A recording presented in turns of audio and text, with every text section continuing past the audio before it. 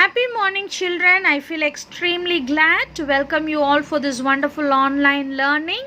It's our 11th standard botany class, chapter 11, unit 5, plant physiology, that is functional organization. So in physiology, you'll be discussing another 4 to 5 topics. In that, the first topic is functional. What are the various functions that is taking place, in which we are going to discuss about transport in plants. Transport in plants, our 11th chapter for 11th standard biobotany. And this unit consists of 8 topics. Types of transport, cell to cell transport, plant water relations, absorption of water, ascent of sap, transpiration, translocation of organic solutes, and mineral absorption. Of these 8 topics, the first 3 topics you would have learned in your online live learning. So in this class, in this video, we'll be looking into the remaining leftover 5 topics. So let's move into our 4th topic, that is absorption of water. This absorption of water, you will be learning about absorbing organs, the pathway by which the water moves, that is apoplast, symplast, transmembrane route, and the mechanism, how does the movement take place. It's of 2 types. One is active absorption, the other one is passive absorption. So in active absorption, some subtypes are there which we'll discuss in detail now. This absorption of water takes place by 2 steps. Okay, the movement takes place in 2 steps. One is from soil to the root hair. Okay, from the soil, the particles, this water particles enters into the root hair. This is the first step. Second, from the root hair, it is transported to reach the xylem. Okay, they reach the xylem. And this is the second step. Okay, so here you can see the soil particles. From soil particle to the root hair is the first step. From the root hair, the water moves and moves and moves and moves to find out the xylem. This is going to be the second step. This is about absorption of water. What are the organs that are needed for absorbing? Okay, there are certain organs which need to absorb the water. Here you can find the soil particles. Okay, the particles are here, followed by the root hair. This is the root hair. Okay, the root hair is there to absorb the water. And then followed by the root hair, you can find the epidermis. Epidermis here. Followed by epidermis, this is going to be your cortex. Cortex. Then endodermis. Endodermis. Inside to the endodermis is the pericycle. Then the center part, the xylem and the phloem. This is the phloem. And this is going to be your xylem. The xylem and phloem together makes your vascular bundle. They makes up your vascular bundle. Okay. Now, the water from the soil moves to the root hair.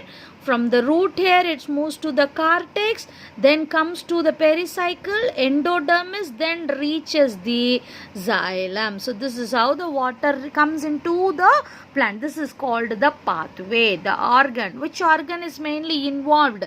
The root hair is mainly involved in absorption of the water, and the water from the root hair passes to the xylem. Now let's look into the pathway. What are the pathway? As I've already said, there are 3 types of pathway: apoplast, symplast, and the third one is transmembrane.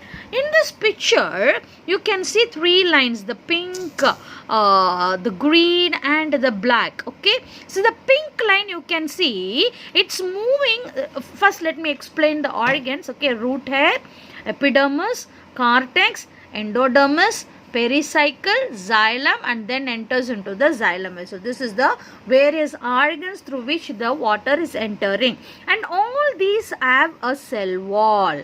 They have a cell membrane and the cytoplasm inside, and this is called the vacuole. Okay, every cell will having all these parts. Okay, it has a cell wall, it has a cell membrane, it has a cytoplasm inside and followed by the vacuoles. Okay, so this is about the structure. Now in this first one, the apoplast, you can see water is moving outside the membrane. It is nowhere entering inside. All the water movement is outside. If such is the movement, it is called the apoplast. In the second green color, you can see water is entering inside the cell. It is going inside the cell, but not to the cell membrane. Everywhere in this, you can find a gap between this. The cell wall is broken. Can you find the gap? There is no cell wall. The gap is called the plasmodesmata. Okay, it is called plasmodesmata. Plasmodesmata is nothing but a channel which connects one cell with another cell. So it is not crossing the cell wall. It's making a channel and probing to it. Okay, such a movement is called symplast. Transmembrane, what does transmembrane? They never bother about any membrane. They never bother about any cell wall. They start from one place and end with one place. They even cross the vacuole. The vacuole have got a cell membrane called tonoplast. Tonoplast, they will not mind it. They will just cross. That type of movement is called transmembrane. So these are the three types of movement of the water. Now coming to the mechanisms. Mechanism is of active and passive. In active, we use energy to take in the water. In passive, no energy is not at all required. Okay, that is the main difference. In active, absorption is of two types. One is osmotic, the other one is non-osmotic. What happens in osmotic? See, imbibition takes place. What is an imbibition? The cell swells up. It swells. Vingicum, ubbicum. Swells by taking in the water. When the cell swells, it gets more of solution in it. Osmosis takes place. The concentration in the cell will be more. If it is more outside, it will be low. So based upon the difference in the osmosis, water absorption takes place. First it swells, the imbibition takes place, followed by imbibition, osmosis takes place. By using these two concepts, absorption will take place, which is called osmotic absorption. Non-osmotic, see here there is no imbibition and osmosis, but respiration is occurring. Every living cell undergoes respiration. What is respiration? Breaking up of the molecule to produce ATP. Energy rich molecule is produced. So this energy rich molecule will help in the carrying of the water. So here energy is used in the form of ATP, which is generated from the respiration. So it is called non-osmotic active absorption. Coming to passive absorption, transpiration is taking place. What is transpiration? Loss of water is called transpiration. Evaporation of water. When the transpiration takes place in the leaf, the leaves are here, so water is lost here. It creates a pressure and it's in thirst to take the water from ground. கீழேருந்து தண்ணியை உறிங்க, ஏன்னா இங்கே தண்ணி loss ஆனது. So it is a passive absorption. So these are the types of absorption of the water, okay, which is discussed over there. Now you can look into the difference between active absorption and passive absorption. Active absorption takes place by activity of root and root hair. Here absorption is not developed in root, and hence root is passive. Passive, நம்ம இங்க என்ன transpiration மூலமா தான், leaf மூலமா எடுத்தோம். Okay, transpiration is no effect. Here transpiration is used. The root hair has high DDP as compared to soil solution. Here tension is created with transpiration pull. Respiration energy not needed. Respiratory energy, that is ATP, is needed. It involves a sympathetic movement of motor. Both the symplast and apoplast movement is taking place. So this is an important difference between active and passive. Now let's move to the next topic, that is ascent of sap. What is ascent and what is a sap? Ascent is moving upward, and what is a sap? The water within the xylem along the dissolved minerals from the root is called the sap. Okay, along water with the minerals, water with the minerals is called the sap. When the sap moves in upward movement, it is called ascent of sap. Okay, sap is nothing but water with the minerals that is taken by the root hair, and it moves up is called ascent of sap. And here is an experiment which you must have learned in lower classes. A water solution is taken. To this water solution, eosin dye is added. This eosin dye is red in color. This eosin dye is mingled well with the water, and the balsam plant is dipped to it. After some times we can see that red color line is across the plant. That is, the entire plant is not changed, but wherever this xylem is moving on, you can find the red line. So we are taking a transverse section of the stem to read it, and all the xylem, you can see the xylem turned out red. From this experiment, we are proving that xylem is conducting water. That is first proved, whereas phloem is not taking water. That is why the phloem is blue in color. Okay, first point. Second is this xylem, which is moving in the upward direction. See, from here the water is transported till the tip of the leaf. So by this we are proving that ascent of sap is taking place in the upward direction, that water moves up. For this we are using this experiment. Now to prove this, there are certain theories called vital force theories, root pressure theory, physical force theory. Three theories are there to prove the ascent of sap. So first we'll start with the vital force theory. The first one is called real pump theory. Very simple thing. It was proposed by Godlewski, and here it says that there is a pump. Okay, there is a pumping system between xylem parenchyma and the medullary ray. Between the medullary ray and the xylem, you got a pumping system, which we call it as the,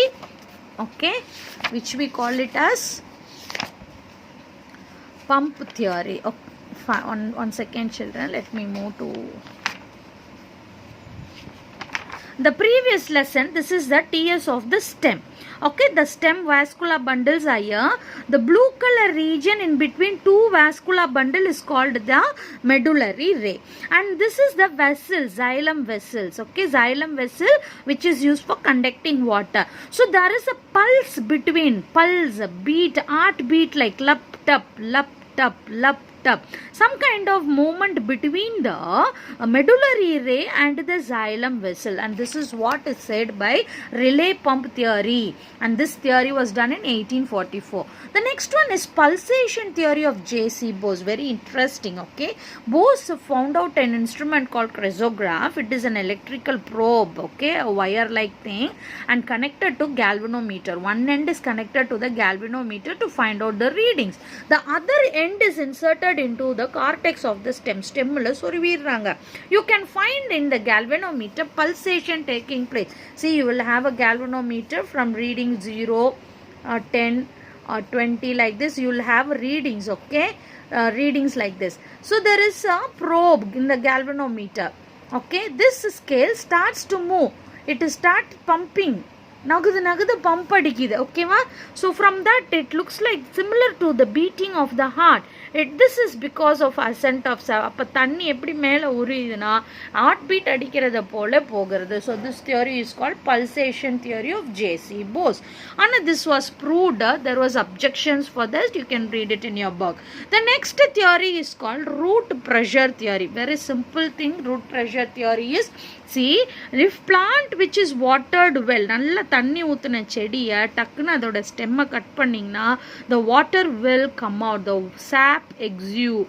Okay, the water sap will come out with the force which is called sap exudation or bleeding. அதுக்கு என்ன பேர் வைக்கிறோம்? ப்ளீடிங்னு வைக்கிறோம், இல்லைன்னா sap exudation. Well watered plant. Note this point, make note of this. This is because due to the root pressure. இதை தான் root ப்ரெஷர்னு சொல்கிறாங்க. அதை தான் ரூட் ப்ரெஷர் தியரின்னு சொல்லி படிக்கிறோம். The next one is call physical force theory. Very interesting.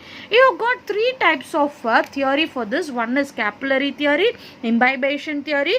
Next one is cohesion tension theory. In capillary theory, if you take a glass of juice with a straw, that straw that is inserted into that glass tumbler, before you sip, the level of water will increase automatically by its own, which we call it as a capillary pressure. சரியா, அதுவே ஒரு certain height-க்கு increase ஆகும். Okay, that is called the capillary theory. The next is imbibition theory. இது நம்ம ஏற்கனவே படிச்சதுதான். Cell swells. Okay, imbibe by the cell wall material, cell swell ஆகுது, தண்ணியை உரியுது, உறிஞ்சி அது மூலமா வாட்டர் போகுது. But this was rejected by ring experiment. Now coming to the third one, cohesion tension, very important here. Here you will be learning this in three processes. One is cohesion and tension. The attraction between two water molecules is called cohesion. ஒரு molecule இன்னொரு மாலிகுலோட attract ஆகுது, அப்போதான் ஈஸியாக move ஆகுதுன்னு சொல்கிறோம் கோஹீஷன்.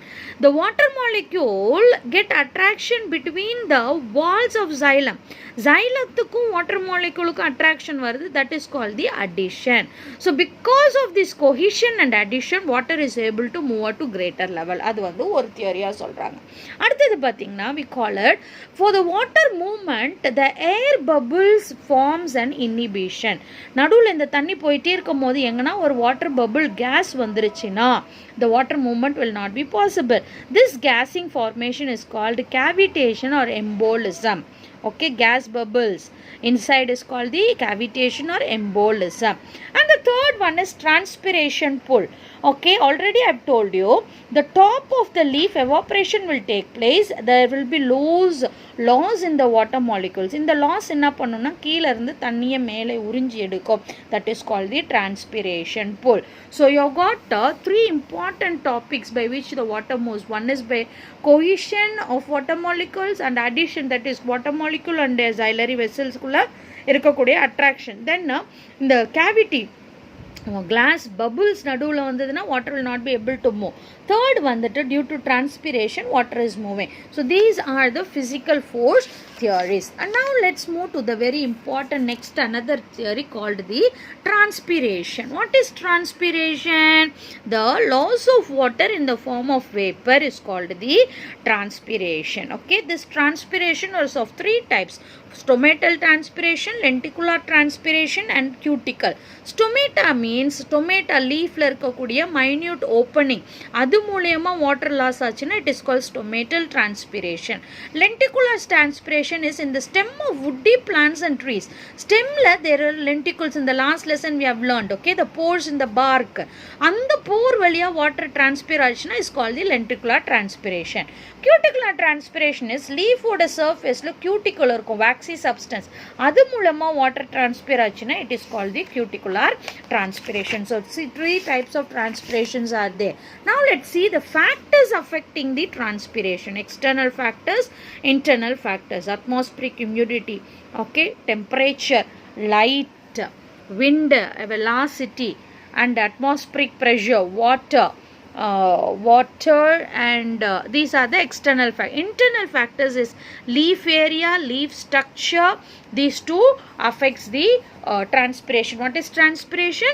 Loss of water. Loss of water affect பண்ணக்கூடிய விஷயங்கள். Now this is going to be another important topic that you have to know. Water. How does water affect? தண்ணி இல்லைன்னா செடி துவண்டு போயிடும், which we call it as wilting. Excess loss of water through transpiration leads to wilting. துவண்டு வாடி போகிறது. There are three types of transpiration: incipient wilting, temporary wilting, permanent wilting. Water content of the plants will decreases but the symptoms are not visible. தண்ணி குறைஞ்சி இருந்தா கூட செடி துவண்ட மாதிரியே தெரியாது. That is incipient. Temporary. On hot summer days, the freshness of the herbaceous plants reduce trigger pressure at the daytime and retain it. காலையில் அந்த செடி வெயில்னால காஞ்சிருக்கும், சாயந்தரம் செடிக்கு தண்ணி ஊற்றினோடனே that plant will come to its normal. So they are called temporary wilting. Permanent wilting. Absorption of water virtually ceases. இது தண்ணியே உரிய முடியாது, அதோட ஆர்கன்ஸ் எல்லாம் ஃபெயிலியர் ஆகிடும். Because the plant does not get water from any source and plant cell passes into a state of permanent. அதுக்கு தண்ணியே இல்லாததுனால அதோடைய உறுப்புகள் செயல் இழந்து they will not come back to its originality. So these are the three types of wilting. So these are the factors for transpiration. Very important another topic is a plant anti-transparent. Anti-transparent அப்படின்னா என்னன்னு பார்ப்போம். It's used to designate any material applied to the plant for the purpose of retarding transpiration.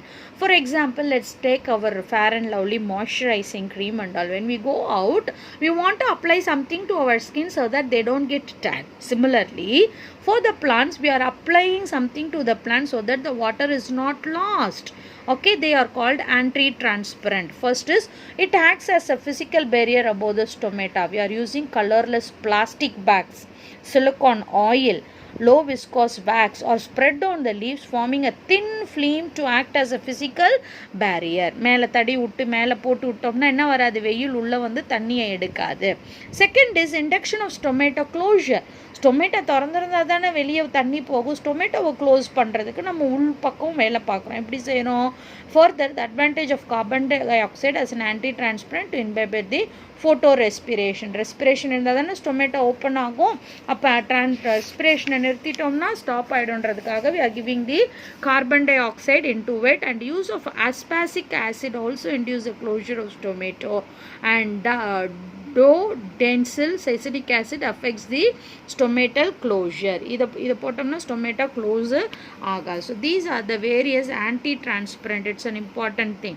And uses: anti-transparent reduce the enormous loss of water and is useful for seedling transplantation. The next topic is guttation. What is guttation? Okay, if water moves through the minute opening, it is called stomata.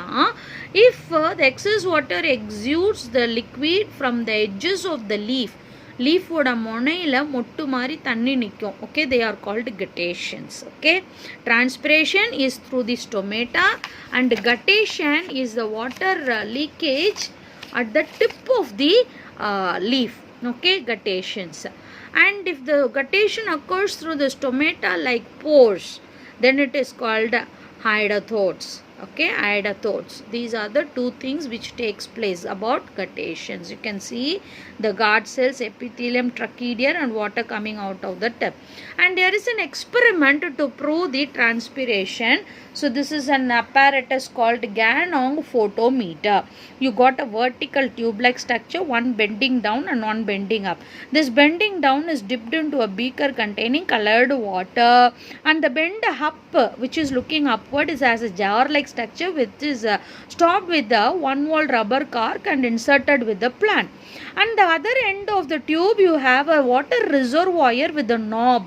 So when you add water, you can open up the knob so that water fills up the entire apparatus. Okay, this is the experimental setup, and you have left a bubble between the water colored solution and the water, and this is kept in the sunlight. This is to prove the transpiration pulls the water. Okay, as this plant is kept in the sunlight, transpiration takes place and water is evaporated, and there is need for a water. So the water is sucked by the plant. Transpiration pull is taking place. As a result, water is moving up. As water moves towards the plant, the bubble is also moving. By the movement of the bubble from where it started and how far it has moved, taking the time and the distance they traveled, we can calculate the transpiration rate. Okay, the explanations is given here. As transpiration takes place, the water bubbles moves. This the rate of transpiration can be calculated. So this is an experiment. The second experiment is by using cobalt chloride paper method. Okay, you are taking the clean and its upper and lower surface with a cotton and place a dry cobalt chloride on it and the glass with glass lights and immobilize them. By using this experiment we can find out. So significance of transpiration is very important for transportation of the water, but when it exists in more, the plant will die as lack of water, therefore it is called as necessary evil. Okay, now we'll move on to the next topic, that is translocation. Transportation is regarding with the water. Translocation is regarding with the food. The food movement, how does it takes place? That is called translocation of organics, food substances. The path of translocation, as we studied for the water, it is from the root air and all. From here, translocation, how does it takes place? For it, we are moving into an experiment called ringing or griddle experiment. See, take a plant here in this plant, we have dipped it into the water and the xylem alone is here. At certain point, we have removed the epidermis, cortex, cuticle, and only the xylem is there. Phloem also removed. Okay, and this is the experimental setup. After sometimes we can find the part where we have cut, no, it has bulged up with heavy loads. This proves that the food material have come and stored over here. The fruit from the top, இங்கே synthesize, leafல synthesize ஆன food அப்படியே கீழே இங்கே வந்து இங்கே நின்று இருக்கு. So இது கண்டினியூவாக இருந்ததுன்னா food would have gone down. As there is a break, the phloem, as phloem is removed, so food is stored here. இதை வச்சு நம்ம what are we proving is the phloem conducts water, food material. So food is transported through the phloem. So this is the experiment which is called ringing or griddle experiment, and you will have this direction of translocation. One is downward direction, the other one is called the upward direction. Okay, downward direction from leaves to stems and roots, upward direction from leaves to developing buds, flowers, fruits, conceptions of the storage. Radial directions from cells to pith. So food moves in three directions. One is upward, so other one is downward and laterally. Now we'll move on to source and sink. What is a source? Source is defined as an organ in plant which are capable of exporting food materials. ஃபுட்டை ஒரு இடத்துலேருந்து இன்னொரு இடத்துக்கு எடுத்துக்கொண்டு போவது பேர் source. Okay, now what is sink? Sink is defined as any organ in plant which receives the food. Okay, so source gives the food and sink receives the food. You can see in this picture, xylem is there, water conducting. This is phloem. Phloem consists or takes on the food and gives to the other parts of the plant. So one who gives is called the source, one who receives is called the sink. Based upon this, the phloem uploading takes place. That is, the movement of photosynthetic from the mesophyll to the phloem sieve element is called uploading. There are three types of uploading. Okay, phloem loading and uploading. Unloading. The phloem loading is here from where the plant is transferring its food material. Phloem unloading, removing of the food, okay, into organs such as root, tubers and fruit, and this process is called phloem unloading. From sieve element unloading, short distance transport, storage and metabolism. So this is how the food transports. The mechanisms are given there which we will discuss in our class. The last topic would be mineral absorption. Okay, the mineral in soil exists in two forms, either dissolved in soil or absorbed in the colloidal clay particles. So the movement of these minerals is called as mineral absorption. It takes place by two processes. We can see them. The penetration and accumulation of iron into living cells or tissues from surrounding medium by crossing membrane is called mineral absorption. Okay, mineral absorption takes place from one cell to the another. The movement of ion into and out of the cells or tissue is called transport or flex. உள்ளுக்குள்ள வருது இல்லைன்னா செல்லை விட்டு வெளியே போகுது. அடுத்தது entry of the ion into the cell is called influx. Movement of ion into and out of the tissues is called the flux, and entry of ion into is called influx, that is exist. Influx and exist is called the efflux. Okay, coming in is called influx and going out is called the exflux. And it is also carried out by two processes. One is a passive process, the other one is active process, and it consists of certain experiments which we will discuss in our class. So we have to discuss the active transportation and passive transportation experiments for minerals. And similarly for food uploading, there is only one experiment, even I can explain now also, see, which is called as the Munch mass flow hypothesis. Okay, this theory consists of a diagram you can see here. In one container we have taken solution A with high concentration. In the other one we have taken a solution with a lower concentration. The experiment is that both of them are dipped into the water. So here osmosis takes place. What happens in osmosis? The lower concentrated water will enter into higher concentration. As water keeps entering, the water is pushed across the bend tube. The water is as water enters inside, the water in the solution, this is higher concentration, this is lower concentration. As it enters, the water starts to move across the bend tube and reaches the B. Actually this is of a lesser concentration and this is a more concentration when compared with this. So water keeps moving and the water movement will takes place between A and B, not between B and A, between A to B. So as the water moves on, the concentration of this solution gets diluted.